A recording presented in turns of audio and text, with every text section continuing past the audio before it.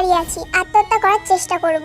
শুধু আজ না, এই নিয়ে আমি 3বার চেষ্টা করেছি, কিন্তু প্রতিবার ব্যর্থ হয়েছি। এই জন্য না যে আমার সাহস হয়নি, প্রতিবার আমি ছাদ থেকে লাফ দিই, কিন্তু মাটিতে পড়ার আগে শূন্যে ভাসতে থাকি। মনে হয় কেউ যেন আমাকে ধরে রেখেছে, কে বা কারা আমাকে বাঁচাতে চায় তা দেখার জন্যই আমি আজ আবার আত্মহত্যা করার চেষ্টা করব। আমি নিশ্চিত আজও আমি বেঁচে যাব, আমাকে বাঁচাতে সে অথবা তারা অবশ্যই আসবে। তার আগে আমি আমার সম্পর্কে আপনাদের কিছু বলতে চাই। আমার নাম জিমিন, এবার আমি ভার্সিটি প্রথম বর্ষে উঠেছি। আমার জীবনে তেমন কোনো সমস্যা নেই, শুধু একটা ছাড়া, আর সেটা আমার জীবনে কাল হয়ে দাঁড়িয়েছে। সেটা হলো আমি ছোট্টবেলা থেকে জিনদের দেখতে পাই। আমার আশেপাশে কোনো জিন পড়ে থাকলে আমি তাদের দেখতে ও শুনতে পাই।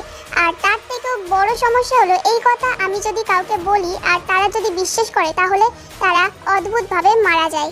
সমস্যাটা শুরু হয় যখন আমার বয়স 10 বছর। এর আগেও আমি জিনদের দেখতে পেতাম, কিন্তু বুঝিনি, তাদেরও আমাদের মতো মানুষ ভাবতাম। আমার বয়স যখন 10 বছর, তখন আমরা গ্রামের বাড়িতে বেড়াতে যাই। এক বিকালে আমি বাগানে বসে বসে হাসছি, কারণ বাগানে একটা গাব গাছ আছে, সেখানে কিছু মেয়ে বসে বসে কথা বলছে আর তাদের কথা শুনে আমি হাসছি। এমন সময় মা আসে, আমাকে হাসতে দেখে জিজ্ঞাসা করে কেন হাসছি। কিরে জিমিন, তুই একা একা এভাবে বসে হাসছিস কি করতে? দেখো ওই মেয়েগুলো কি সুন্দর না আম্মু? দেখো দেখো, ওই যে গাছে বসে আছে যারা, ওই দেখো। কোন মেয়েগুলো? কোথায়? আমি তো দেখতে পাচ্ছি না। আরে ওই তো, ওই যে যারা গাছে বসে আছে। বাবু, ওইখানে কেউ নেই, গাছে কেন কোনো মানুষ বসে থাকবে, তাও আবার মেয়েরা এই গাব গাছে? তুই কি পাগল হয়ে গেছিস? চল এখান থেকে। মায়ের কথা শুনে আমার কথাটা অনেক অদ্ভুত লাগে। আমি তো দেখতে পাচ্ছি, তাহলে কেন আম্মু দেখতে পাচ্ছে না? আমি দৌড়ে গাছের কাছে গেলাম, মেয়েগুলোকে ডেকে বললাম নিচে নামতে। মেয়েগুলো অদ্ভুতভাবে তাকিয়েছিল আমার দিকে। মা আমাকে জোর করে ঘরে নিয়ে আসে। তারপর মা বাবা এইসবে বিশ্বাস করে না, তবে দাদি করেছিল। আমাকে অনেক কিছু জিজ্ঞাসা করেছিল, কিন্তু সকালে উঠে দেখি দাদি মারা গেছে, নাক মুখ দিয়ে রক্ত বের হচ্ছে। এরপর থেকে আমি অনেক জায়গায় জিন দেখেছি এবং কথাও বলেছি। অনেক জিন তো আমাকে মারার জন্যও আসতো, আর জানি না কারা ওই জিনদের মেরে ফেলতো। আমার সামনে লাশ পড়ে থাকতো আর আমি ভয়ে চিৎকার করে উঠতাম। সবাই আসতো, কিন্তু বিশ্বাস কেউ আমাকে করতো না। মা বাবা মানসিক ডাক্তারের কাছে নিয়ে যায়, ডাক্তার আমাকে সবকিছু জিজ্ঞাসা করে আর আমি বলি। প্রথমে তারা আমাকে পাগল ভাবলেও কিন্তু পরে মানসিক ডাক্তার মশাই আমার রিপোর্ট দেখে অবাক হয়ে যায়, আর কিছু বলার আগে নাকে মুখে রক্ত উঠে মারা যায়। এমন পরিস্থিতি এসেছিল যে আমি যা দেখতাম তা নিজের কাছেই ভুল লাগতো। সবার সাথে কথা বলা বন্ধ করে দিয়েছিলাম, নিজেকে পাগল পাগল লাগতো। বয়স যখন 15, তখন প্রথম আত্মহত্যা করার চেষ্টা করি, কিন্তু পারিনি। বাসায় চলে আসি, রাতে ঘুমিয়ে আছি, হঠাৎ আমার হাতে ব্যথা শুরু হলো। উঠে বসে হাতের দিকে তাকিয়ে আছি, হঠাৎ হাতে একটা কিতাব ভেসে উঠলো। একটু ভয় পাইনি, কারণ এর থেকে ভয়ঙ্কর জিনিস আমি দেখেছি। কিতাবের নাম জিন রহস্য। সেখান থেকে আমি জানতে পারি আমি যাদের দেখি তারা হলো জিন। এই কিতাব জিনদের সম্পর্কে অনেক কিছু দেওয়া আছে, তাদের সাথে লড়াই করার টেকনিক, অনেক সূরা এগুলোও আছে, কিন্তু আমি কেন এগুলো দেখতে পাই তা জানতে পারিনি। এই কিতাবে লেখা আমি ছাড়া আর কেউ পড়তে পারে না, কাউকে কিছু বলতেও পারবো না আমি। এই কিতাবের মাধ্যমে অনেক কিছু জানতে পেরেছি, আর এখন কোনো জিন আমাকে মারতে এলে তাদের সাথে আমি একাই লড়াই করতে পারি। এইসব দেখতে দেখতে এতটাই অভ্যস্ত হয়ে গেছি যে এখন যদি আমার সামনে কাউকে খুন করে তার মাথার খুলিটা আমার হাতে ধরিয়ে দেয়, তাও আমি ভয় পাবো না। কিন্তু আমার সাথে কেন এইসব হচ্ছে, এইসবের রহস্য আমাকে বার করতেই হবে। তাই তৃতীয়বার আত্মহত্যা করতে যাচ্ছি আমি, এটা জানার জন্য যে কে বা কারা আমাকে বাঁচাতে সাহায্য করে। হয়তো তারাই আমাকে সব বলতে পারবে, কিন্তু ছাদ থেকে লাফ দিলে চোখ বন্ধ হয়ে যায়, তাই কিছুই দেখতে পারি না। এখন তৃতীয়বার চেষ্টা করতে যাচ্ছি, এবার আর চোখ বন্ধ করব না। ছাদ থেকে লাফ দিই, মাটিতে পড়ার আগে শূন্যে পাচ্ছি, কিন্তু কাউকে দেখতে পাচ্ছি না যে। মনে হলো কেউ যেন নিচে নামিয়ে দিল আমাকে, এটা জিন ছাড়া কেউ হতে পারে না। কিন্তু কথা হলো আমি তো জিনদের দেখতে পাই, তবে এদের কেন দেখতে পেলাম না আমি? আজও কোনো উত্তর ছাড়া আমি বাড়ি ফিরে এলাম। এই তো আসার সময় হলো বুঝি? কাল তোর ভার্সিটিতে প্রথম দিন, মনে আছে তো তোর? হ্যাঁ মা, মনে আছে আমার। এত দেরি করে ফিরেছো জিমিন মা, তুমি কোথায় গিয়েছিলে? বাবা, ওই একটু বন্ধুদের সাথে ঘুরতে গিয়েছিলাম। ঠিক আছে মা, যাও ফ্রেশ হয়ে খেতে এসো। যে হব কথাটা বলতে জিমিন হ্যাঁ সুযোগ মাথা নাড়া দিয়ে ফ্রেশ হতে তার রুমে চলে যায়। কি গো, তুমি মেয়েটাকে কিছু বললে না যে? সেই কোন সকালে বার হয়েছে আর এই রাতে ফিরলো এখন? আহা থাক না, আগে তো কোনো বন্ধুই ছিল না মেয়েটার। ওর কলেজে ওঠার পর থেকে যাই বন্ধু হয়েছে। আজ 3 বছর মেয়েটার আর কোনো পাগলামি দেখছি না। এখন মনে হয় ও আগের মতো স্বাভাবিক হয়ে গেছে। তুমি ঠিকই বলেছো, মেয়েটা আগের মতো আর পাগলামি করে না। আল্লাহর লাখ লাখ শুকরিয়া, আল্লাহ যেন এভাবেই তার উপর রহমত বর্ষণ করে, আমিন। ওয়েনদিন তার বুকের কাছে 2 হাত জড়ো করে আল্লাহর কাছে তার মেয়ে জিমিনের জন্য দোয়া করে। খাওয়া খাওয়া শেষ করে আমি আমার রুমে এলাম। রুমে এসে শুয়ে আছি, ঘুম আসছে না। হঠাৎ আমার হাত থেকে আলো বের হচ্ছে। এমন তখনই হয় যখন কোনো নতুন জাতের জিন আমার ক্ষতি বা সাহায্য করার জন্য আসে বা এমনি সাক্ষাৎ হয়। তখনই এই কিতাব আসে তার সম্পর্কে বলার জন্য। আমি কিতাবকে আহ্বান করি। কিতাব খুলতেই জিন সম্পর্কে বলে। লেখা আছে রাজকীয় জিন, অনেক সাহসী, শক্তিশালী, আজ পর্যন্ত কোনো যুদ্ধে হারেনি, রূপ পাল্টাতে সক্ষম। এছাড়াও আরো অনেক শক্তি ওর মধ্যে আছে। কোনো এক গুরুত্বপূর্ণ কার্যসিদ্ধি করার জন্য এই শক্তিগুলো সে প্রবল কষ্ট করে অর্জন করেছে। এ কি, আর কিছু লেখা নেই কেন? ওকে কিভাবে মারা যাবে তা তো লেখা নেই। না থাক লেখা। এমনিতেই আমার মধ্যে অনেক রাগ আছে। আগে জিজ্ঞেস করব কেন আমাকে মারতে এসেছে। যদি না বলে তাহলে ওর খবর আছে। আমার সব রাগ ওর উপরে মারবো আমি।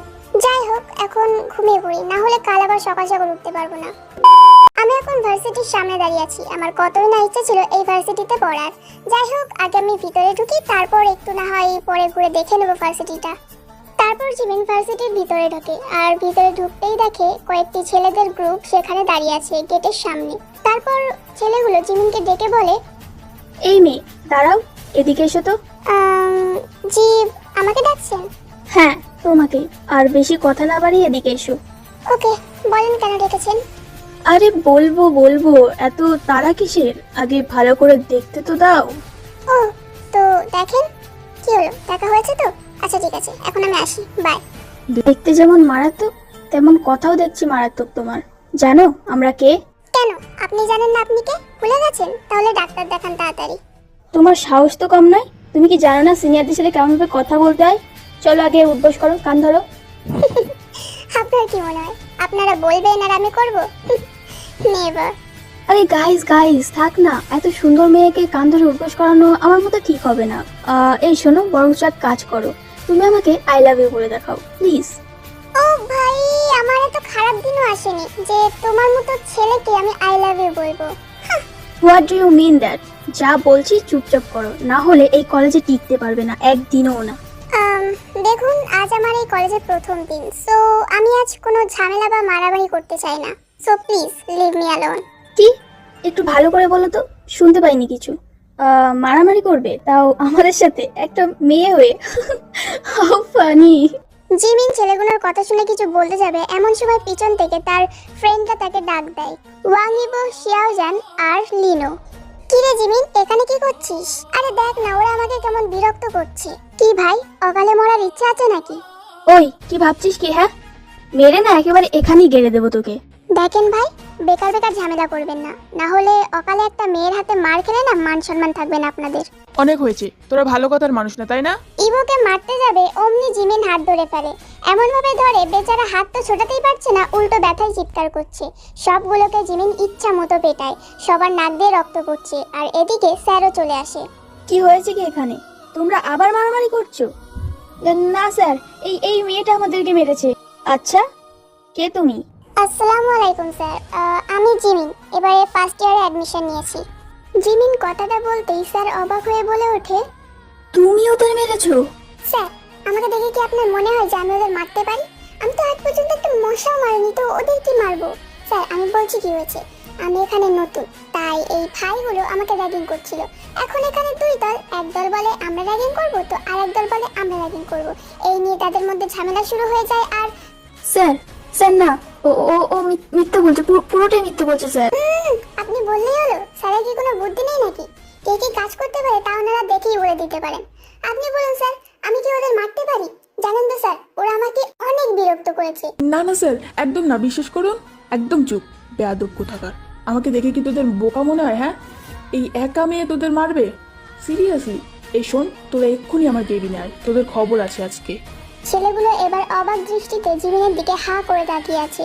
কি হলো, দাদার মতো দাঁড়িয়ে আছিস কেন? Come with me right now. ছেলেগুলো মাথা নিচু করে ভয়ে ভয়ে স্যারের পিছন পিছন সেখান থেকে চলে যায়। উফ, আপদ। চল এবার ক্লাসে যাওয়া যাক। এই, তুই কি কাছে? তোর তো আমার মতো বডিও নেই রে, তাহলে এত শক্তি আসে কোথা থেকে তোর? চুপচাপ ক্লাসে যাবি না তোকেও কিছু টক ঝাল দেওয়া লাগবে? হ্যাঁ, নো ইচ্ছা বল জিমিন। চলো চলো ক্লাসে যাওয়া যাক। ক্লাসে যাওয়ার জন্য বন্ধুদের সাথে হাঁটছি, তখন হঠাৎই সামনে দেখি একটি ছেলে অদ্ভুত ভাবে আমার দিকে তাকিয়ে মুচকি মুচকি হাসছে। তবে কি এটা সেই রাজকীয় জিন যার কথা কাল রাতে পড়েছিলাম? সন্দেহ হচ্ছে, ব্যাপারটা দেখতে হবে। এই শিয়াও শোন। হ্যাঁ বল। এখানে কি কোনো হ্যান্ডসাম ছেলে দেখতে পাচ্ছিস তুই? না, আমি শুধু আমার বয়ফ্রেন্ডকে দেখতে পাচ্ছি, আমার ইবো সোনা। আমাকে এরকম ভাবে ধরে রাখো সোনা, খুব ভালো লাগে।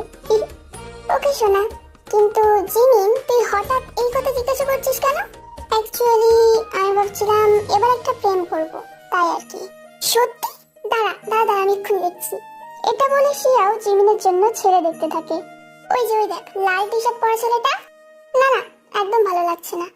আরে ঝাক্কাস লাগছে একদম। ওই দেখ ওই দেখ, ওই কালো শার্ট পরা ছেলেটা আছে না, হ্যান্ডসামও আছে বস, যে কেউ ক্রাশ খেয়ে যাবে।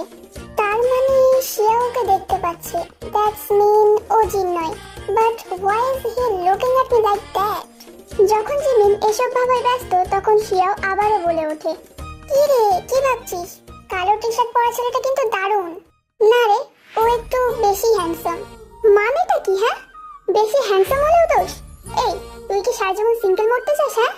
লিনোর কথা শুনে জিমিন তার দিকে একটা তীক্ষ্ণ দৃষ্টি নিক্ষেপ করে, আর লিনো ভয়ে তাড়াতাড়ি ইবোর পিছনে গিয়ে লুকিয়ে পড়ে।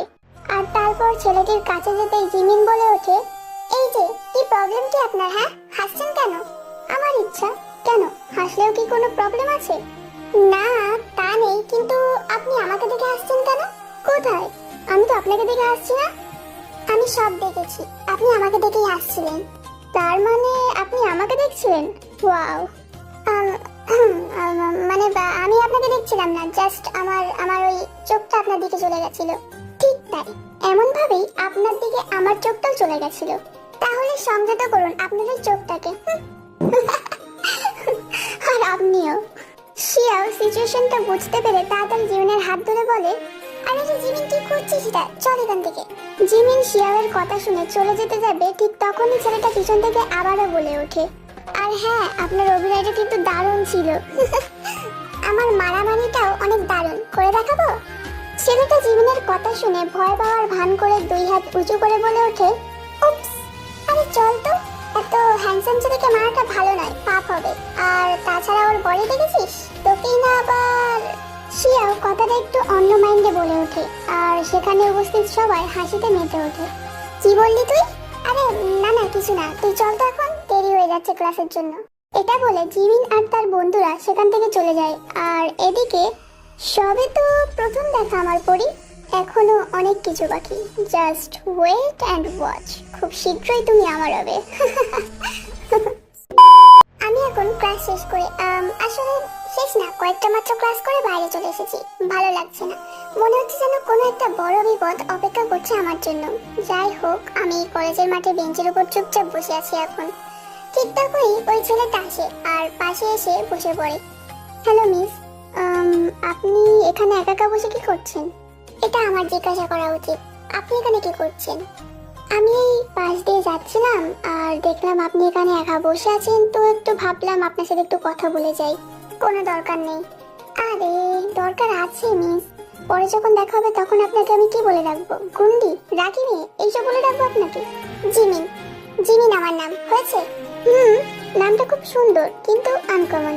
সে কমনই হোক আর আনকমনই হোক, এটাই আমার নাম। কিন্তু আপনার নাম কি বলুন তো? সুগা। ও আচ্ছা। তারপর তারা দুজন নীরবতা পালন করে, আর কিছুক্ষণ পরেই সুগা হঠাৎ বলে ওঠে, জিমিন, আমরা তো একই কলেজে পড়ি, তো আমরা এবার থেকে যদি তুমি আমি করে কথা বলি, তো তোমার কোনো প্রবলেম? আই মিন আপনার কোনো প্রবলেম? সুগা কথাটা বলতেই জিমিন সুগার দিকে ফিরে কিছুক্ষণ তাকিয়ে থাকে। তারপর হঠাৎই উঠে দাঁড়ায় আর জিমিন সেখান থেকে চলে যেতে যাবে। ঠিক তখনই, কোথায় যাচ্ছ? কলেজটা একটু ঘুরে দেখবো। ও আচ্ছা, ঠিক আছে, তাহলে চলো আমি দেখাচ্ছি।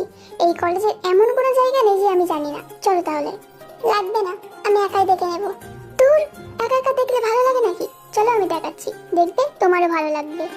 সরি, বাট আমার একা থাকতেই ভালো লাগে। মিথ্যা কথা, তুমি সবার সাথে থাকতে ও কথা বলতে ভালোবাসো, কিন্তু কেন জানি না তুমি নিজেকে লুকিয়ে রাখতে চাও। তুমি সবকিছু একটু বেশিই বোঝো। আচ্ছা ঠিক আছে, চলো তোমাকে কলেজটা ঘুরে দেখাই।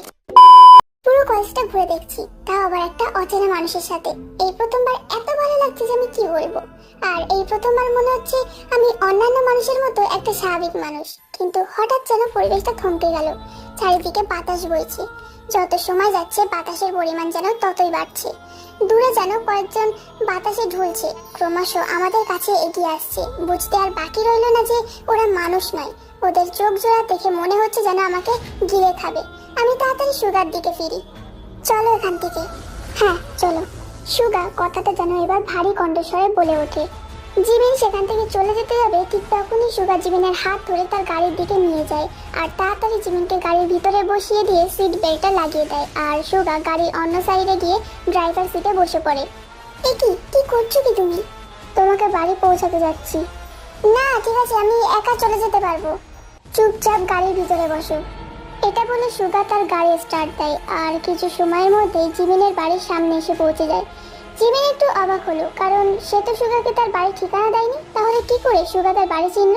যাই হোক, জিমিন এত কিছু না ভেবে তাড়াতাড়ি গাড়ি থেকে নেমে কিছু না বলেই দৌড়ে বাড়ির ভিতরে চলে যায়। চিন্তা করো না আমার পরি, আমি তোমাকে কিচ্ছু হতে দেব না, কিচ্ছু না। সুগা আমাকে তাড়াতাড়ি বাড়ি পৌঁছে দেয় আর গাড়ি থেকে নেমেই আমি কোনো মতো তাড়াতাড়ি আমার রুমে চলে যাই। রুমে যেতে সেই কিতাবটা নিই আর খুলে দেখি সেখানে লেখা আছে, কালজিন আপনার সম্পর্কে জেনে গেছে।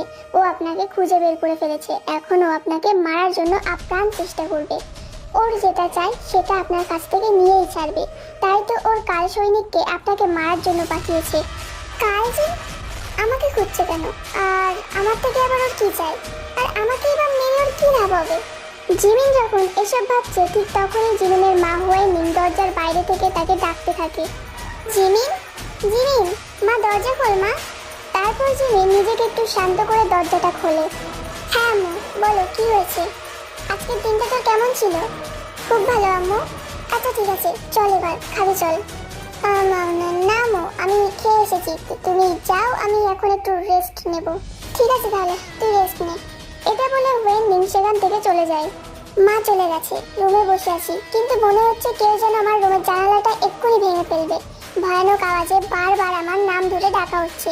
কি করব আমি কিচ্ছু বুঝতে পারছি না। রুমে কিছু করা যাবে না, না হলে আম্মু আব্বু আবার আমাকে পাগল ভাববে। আমাকে যেভাবেই হোক বাইরে যেতে হবে। এদিকে অন্ধকারও নেমে এসেছে। পাশে একটা জঙ্গল আছে, সেখানে যাব, না হলে ওরা সবাই ঘরে চলে আসবে। যেভাবেই হোক আজ আমার প্রশ্নের উত্তর নিয়েই ছাড়বো।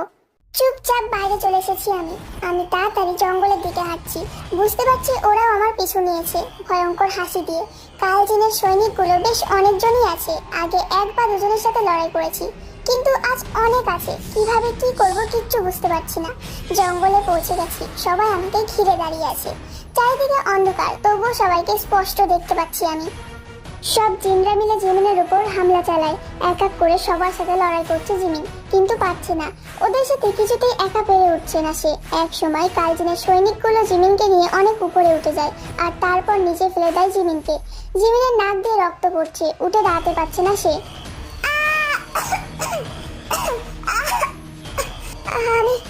আমি উঠে দাঁড়াতে পারছি না, সারা শরীরে খুব ব্যথা করছে আমার। কিন্তু হঠাৎ আকাশ থেকে কে যেন নিচে নেমে এলো আর সব কালজিনের সৈনিকগুলো চারিদিকে ছিটকে পড়ে গেল। সেই ব্যক্তিটি আমাকে ঘিরে সেই তার তলোয়ার দিয়ে সব জিনকে আঘাত করতে থাকে।